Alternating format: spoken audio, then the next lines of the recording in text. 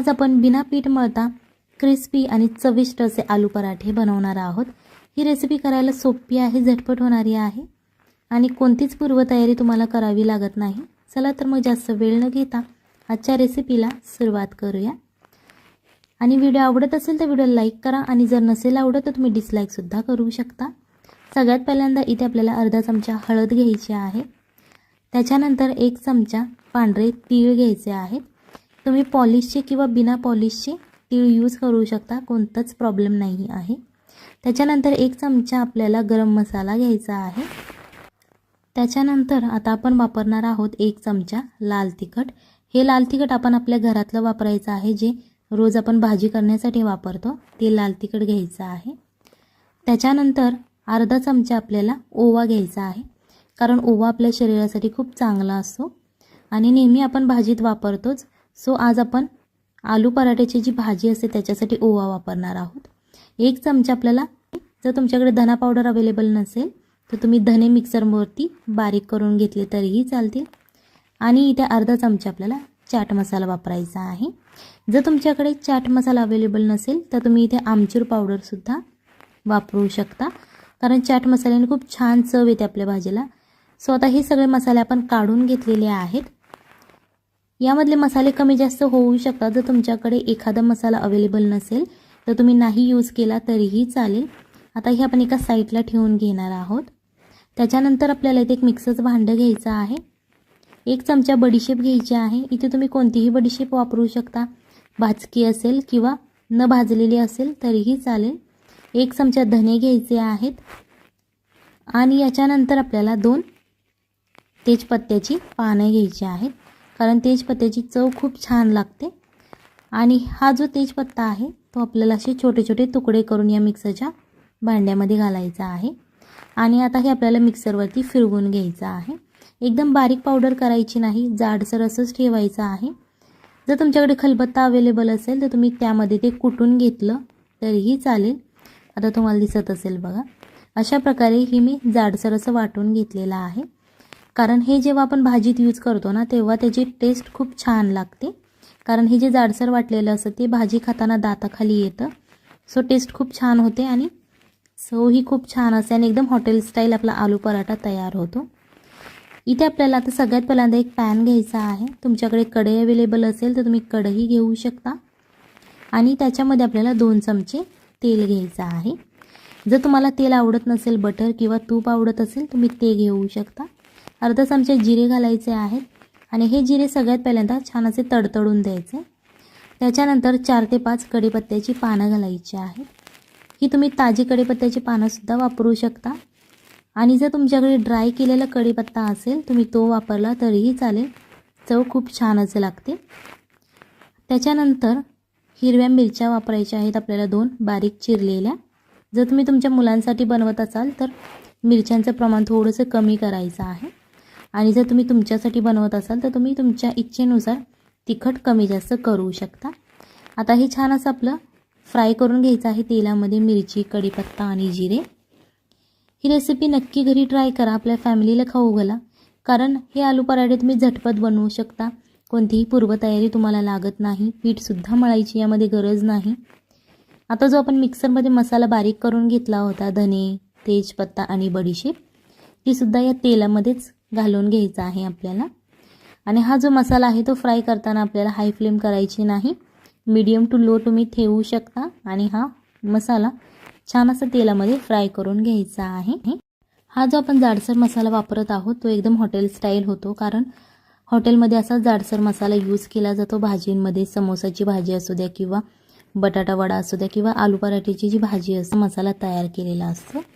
त्याच्यानंतर आपण जो एका प्लेटमध्ये सगळे मसाले, सुखे मसाले जे आपण काढून घेतले होते ते सुद्धा याच तेलामध्ये आपल्याला घालून घ्यायचे आहेत आणि फ्राय करायचे आहे, जेणेकरून याची चव खूप छान लागेल। सो आता तुम्ही गॅस बारीक केला तरीही चालेल, कारण हे मसाले परतवून घ्यायचे आहेत, हाय फ्लेम करायची नाही, नाहीतर तुमचे मसाले जळून जातील, फोडणीसुद्धा तुमची करपेल। त्याच्यानंतर इथे 3 आपल्याला उकडलेले बटाटे घ्यायचे आहेत। या बटाट्यांची क्वांटिटी तुम्ही तुमच्या हिशोबानुसार कमी किंवा जास्त सुद्धा करू शकता। जर तुम्हाला जास्त आलू पराठे बनवायचे असतील तर तुम्ही बटाट्याची क्वांटिटी वाढवायची आहे। आता हे बटाटे अशा प्रकारे आपल्याला मॅश करून घ्यायचे आहेत. तुम्ही हाताच्या मदतीने घेऊ शकता मॅश करून, किंवा जर तुमच्याकडे मॅशर अवेलेबल असेल तुम्ही त्यामध्ये घेऊ शकता. आणि जर मॅशरसुद्धा अवेलेबल नसेल तर तुम्ही चाकूच्या मदतीने त्याचे छोटे छोटे तुकडे करून घेतले तरीही चालतील. आता हा जो बटाटा आहे तो आता या मसाल्यामध्ये आपण फ्राय करून घेतलेला आहे. त्याच्यानंतर अर्धा चमचा आपल्याला रेड चिली फ्लेक्स वापरायचे आहेत, कारण रेड चिली फ्लेक्स दिसायलाही खूप छान दिसतात आणि टेस्टही खूप छान देतात. चवीनुसार मीठ घालायचं आहे. आणि आता ही भाजी आपल्याला परत एकदा फ्राय करून घ्यायची आहे. दिसायलाही खूप छान दिसते ही भाजी. जर तुम्हाला कोथिंबीर आवडत असेल तर तुम्ही यामध्ये कोथिंबीर घालू शकता, पण ते ऑप्शनल आहे. आवडत असेल तर तुम्ही घाला. आता हे आलू पराठे बनवण्यासाठी आपण पीठ तयार करून घेणार आहोत. 1 वाटी आपल्याला गव्हाचं पीठ घ्यायचं आहे, जे आपण रोज चपाती करण्यासाठी वापरतो ते गव्हाचं पीठ. त्याच्यानंतर अर्धा कप आपल्याला मैदा घ्यायचा आहे. जर तुमच्याकडे मैदा अवेलेबल नसेल तर तुम्ही पूर्णपणे हे आलू पराठे गव्हाचे सुद्धा बनवू शकता. आणि मैदा आवडत असेल तुम्हाला तर मैदासुद्धा अर्धा कप घालायचा आहे. 1 चमचा तेल आणि चवीनुसार मीठ घालायचं आहे. हे तेल मी साधंच वापरलेलं आहे, कोणतंही गरम करून घेतलेलं तेल नाही. त्याच्यानंतर अर्धा चमचा आपल्याला इथे ओवा घालायचा आहे, जेणेकरून याची चव खूप छान लागते. आता हे छान असं आपल्याला मिक्स करून घ्यायचं आहे, जेणेकरून आपण जे तेल यामध्ये घातलेलं आहे ते चांगलं असं पिठामध्ये मिक्स होईल आणि छान असं आपलं पीठ तयार होईल. एकदम छान अशी कन्सिस्टन्सी येईल. यामध्ये आपल्याला पाणी घालायचं आहे. 3 वाटी पाणी यामध्ये आपण घालून घेणार आहोत. थोडं थोडं करत हे पाणी घालायचं आहे. इथे पाण्याचं प्रमाण कमी जास्त होऊ शकतं, हे तुमच्या पिठावरती डिपेंड करणार आहे. सो टेन्शन घ्यायची काहीच गरज नाही आहे. अजिबात ही रेसिपी बिघडत नाही. जर तुमचं या पिठामध्ये पाणी जास्त झालं तरीही रेसिपी तुमची बिघडणार नाही आहे. सो तुम्ही फ्री होऊन ही रेसिपी बनवू शकता. अशा प्रकारे फक्त थोडं थोडं करत यामध्ये अंदाज घेत आपल्याला पाणी घालायचं आहे. इथे मी या छोट्या वाटीने 3 वाटी पाणी घेतलेलं आहे. पण जर तुम्हाला असं वाटत असेल की आपलं पीठ घट्ट झालेलं आहे तर तुम्ही त्यामध्ये थोडंसं पाणीसुद्धा घालवू शकता. आणि हे पीठ मळताना आपल्याला अजिबात गाठी यामध्ये होऊन द्यायच्या नाही आहेत. आणि हे पीठ जेव्हा तुम्ही मळताना यामध्ये गाठी बिलकुल नाहीत राहिल्या पाहिजे. अशा प्रकारे सॉफ्ट असं पीठ आपल्याला हे तयार दिसत असेल बघा. एकदम पातळही हे पीठ नाही आणि एकदम घट्टही नाही. चमच्यावरून ते घसरत नाही. अशा प्रकारे तुम्हाला या पिठाची कन्सिस्टन्सी करून घ्यायची आहे. अशा प्रकारची तुम्हाला पिठाची कन्सिस्टन्सी करून घ्यायची आहे. जरी तुमचं पीठ पातळ झालं असेल तर तुम्ही थोडंसं त्यामध्ये गव्हाचं पीठ किंवा मैदासुद्धा ॲड करू शकता. इथे आपल्याला एक पॅन घ्यायचा आहे. तुमच्याकडे जो अवेलेबल असेल तुम्ही तो घेऊ शकता.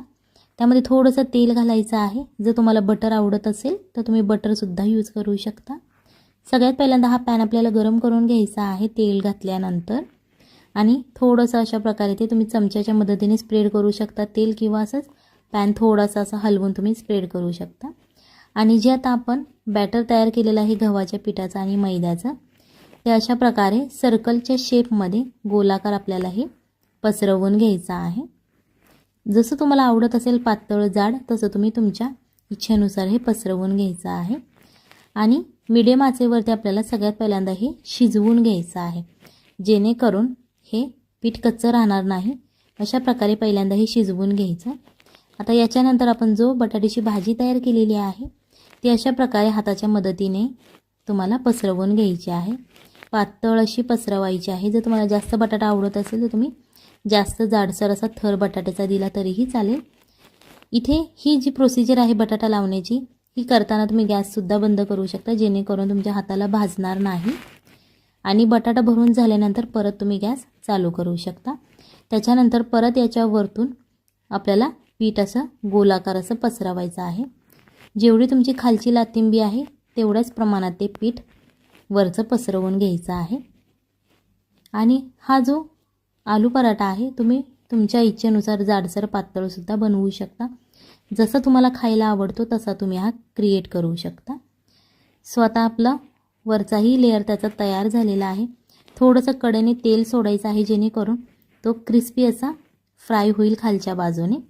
सगळ्यात पहिल्यांदा हा आलू पराठा आपल्याला खालच्या बाजूने फ्राय करून घ्यायचा आहे, क्रिस्पी. कच्चा ठेवायचा नाही.